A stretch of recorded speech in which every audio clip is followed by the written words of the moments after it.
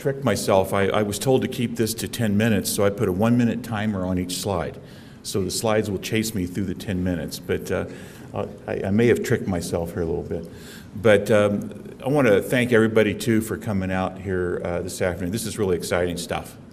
I'm very happy to be included here.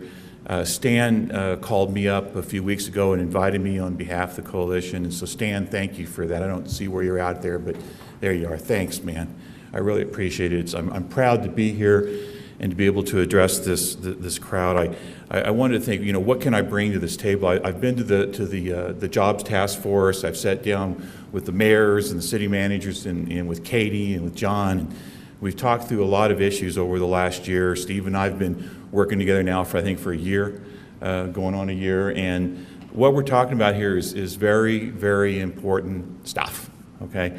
But I can tell you, I have a lot of confidence. I can't use excitement, I can't use optimism, so I'm going to use confidence, okay, in where we're headed right now.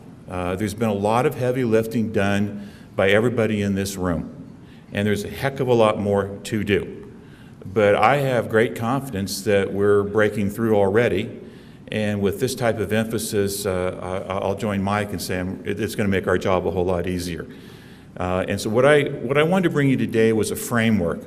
3 years ago, it's now been 3 years, if you can believe that Mr. Skaggs pointed at me across the room in our board meeting and said, put him in charge. And I had no idea what I was getting into at that point in time. Got drafted into this thing. I like to tell people I was drafted, then I got convicted, and now I'm committed, okay? And I sat down with Mike in that first week, and I said, what do you want me to do? Where do I go with this? Give me a framework within which to work. Because I'd always been on the private business side, and I never thought I'd be doing anything like this in my life. And so he handed me the 8 building blocks of economic development and said, here, do this. And so we went into it completely broken, as you all know. And I took those 8 building blocks, and we built a strategic plan around it, and we started going down that road. And it's worked out pretty good. And then a year ago, when I started working with Steve and we started looking at these things, we saw that process being built upon. Well, I think about 3 weeks ago, Steve sent me an email, and he shared with me what he saw as the 10 responsibilities for economic development authorities.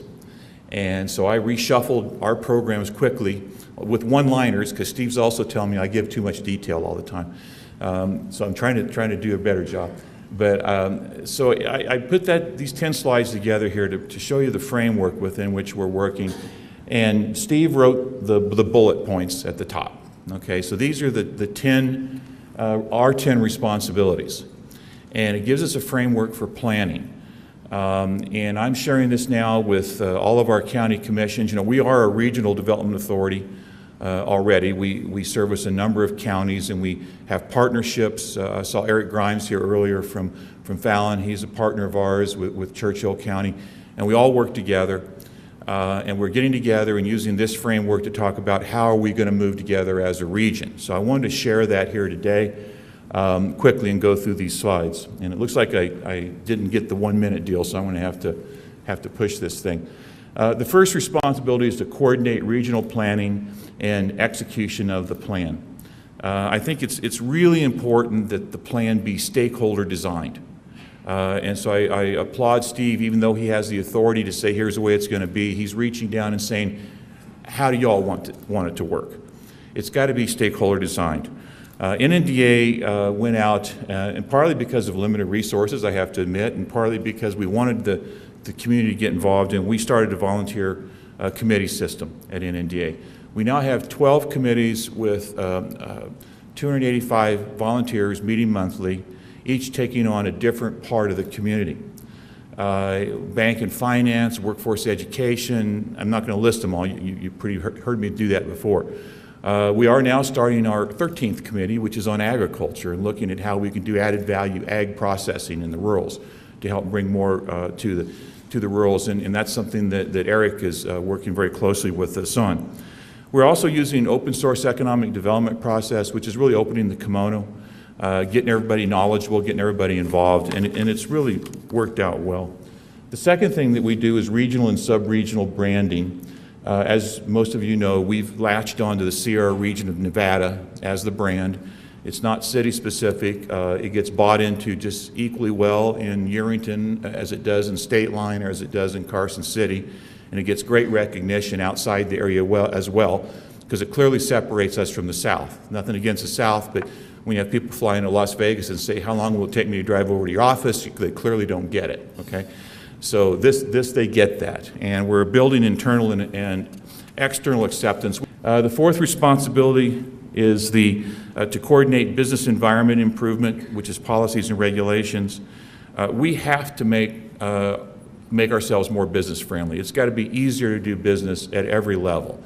Governor Sandoval, in his first executive order, was to put a freeze on all new regulations. And to have all of the agencies look at every regulation and say what's not friendly and how can we fix it. We're carrying that forward. For instance, was today out in Lyon County at the commissioners meeting out there, we're looking at impact fees, we're looking at processes. We had a robust conversation about special use permits for home-based businesses today, because we don't want to have anything standing in the way of people creating the economy here in northern Nevada. We're also involved in looking at transportation issues. We do have a couple. We're working on one with Douglas County. There's a bit of a bottleneck on 395, and as California builds that 395 corridor up, that's going to become a bigger problem for truck traffic coming up and down from LA. That hurts the whole region. So we're meeting with NDOT and taking on those issues and representing our best interest in economic development. And of course, there's business recruiting, which gets all the headlines and gets all the fun parts of this thing, and we certainly do that. We are in a strategic sector development program. We really, on our outbound programs, we know who we're going after, and we know why we're going after them, and we have projects going there. Now, last year, which we'll all admit was probably not the best year in the world, we still managed to get 12 new companies here, managed 6 expansions, created 615 first-year permanent jobs, 600 plus seasonal jobs, and 1-year economic impact measured in the econometric modeling of $84 million. So not bad. That wasn't just done by a couple of staff members. That was our commercial real estate committee, that was our residential committee, it was our partners at NV Energy who are here tonight. Thank you, Brad. It was a big team. It was Team Nevada. 2 of those companies were collaborated on with Stan and his team. One of the bigger ones up there, which was GSI Commerce, Stan met with our HR folks and made sure that they were well taken care of here. So I think we've already got a framework for collaboration going now and for the future. Also, we have an aggressive 2-tier solicitation and closing system. Our residential real estate committee, working with our commercial real estate committee, have created a sales funnel. They've created a list of great prospects. They're out calling every day. Right now we've got close to 40 people calling companies to try to turn them into an inquiry, convert them into a lead, bring them to prospect status, and hopefully close leads. We're measuring that funnel. We're looking at what works and what doesn't work. We feel like we have a real well-oiled business development team right now. Business retention and growth, big focus for us. We need to be not just on the sales side, we need to be on the service after the sales side. Our local business base is very important. We'll get faster growth out of our local businesses if we can improve their bottom lines than we can in importing new companies. We want to have the ultimate business climate. With Alan Tyrus, who is up in Incline Village, probably some of you guys know him, he's an attorney and also a judge up there.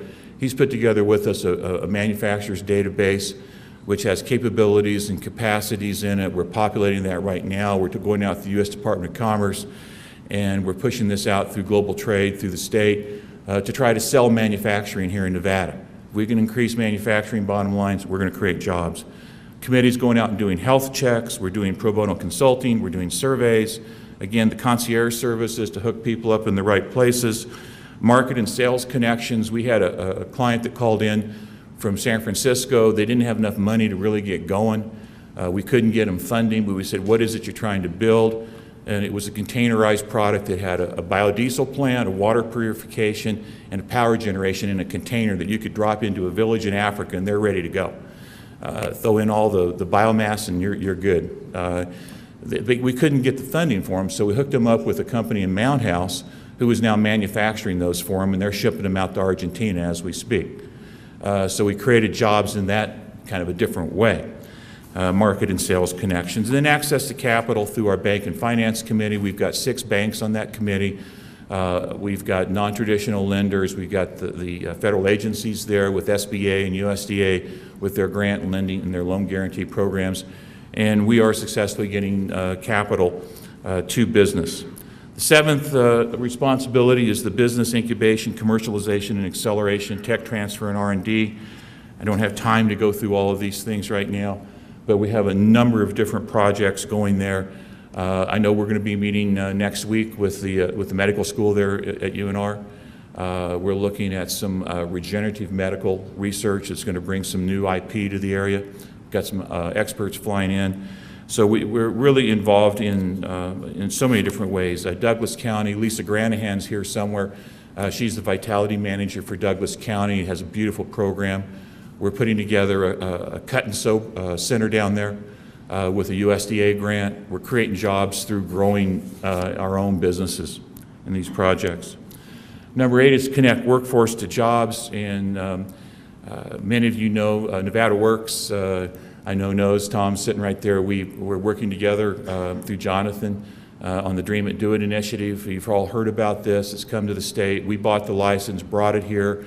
Nice little executive team put together. It's its own little 501c3 now. We're sort of shoving it off, and Jonathan and Ryan from ClickBond are doing a great job on that. And that brings a workforce program for the National Associations of Manufacturers, the whole state. The Manufacturers Forum, which is a collaboration of manufacturers in the Carson Valley and Carson City at WNC, has 35 students in a certification program right now to give them the skills. Lyon County, we're working on a great program there that's being modeled for the rest of the state. It's called the Quick Start, Kickstart, Create Jobs program. And we're looking at the jobs that we see coming down the pike. For instance, in IT, in order to implement HIE, which is the Health Information Exchange, it's anticipated there'll be 6,000 tech jobs that need to be created to do what Medicare is going to require us to do. So we need to start preparing in the high school area Microsoft certified technical people. We're putting that program into K-12, and there's a whole host of things going on in that. Working with the Department of Education, with Frank from Dieter, it's just we are real focused on workforce and the tech ed programs with Micropony, Department of Education. A lot of great stuff going on in the state. People from other states, like the National Association of Manufacturing, looks what's going on here in Nevada. They now look at us, guess what? Number 1 of all the states in the country where the business community, education, workforce development, and economic development have come together at the same table. We're the only place that's happening right now, at the level that it's happening. So we're very excited about that. Engage and partner with higher education. And we heard from Greg earlier what's going on there. We want to get closer to those programs, sir. We're working very close with WNC, doing tech transfer programs. We've got some arrangements being put together with the National Science Lab and the Carson City Center Project, which is why it's on there, to bring IP to the state that's just sitting on the shelves right now. And we can pull that in here, and we can bring it into our companies, or we can use it to do startups. STEM educational initiatives, and we're also working with the Intangibles of Nevada, Mr. John Gaddis, in putting his programs together. So we are engaged with higher education. And then, of course, there's sector development, number 10. And these are our sectors, and I like the slide that you put up, Mike. You can see there's some of the same sectors on there. Having a new partnership with Mike, he and I will tell you right now, commit to everybody in this room, he and I are going to be good partners. We're going to make this thing work together. So I'm very, very excited to be here. I think we got a great program. I thank you, Steve, for giving us this direction with these points. And we have a process going on how we're going to put this plan together. And we are going to win because there is no other option. Thank you for your time.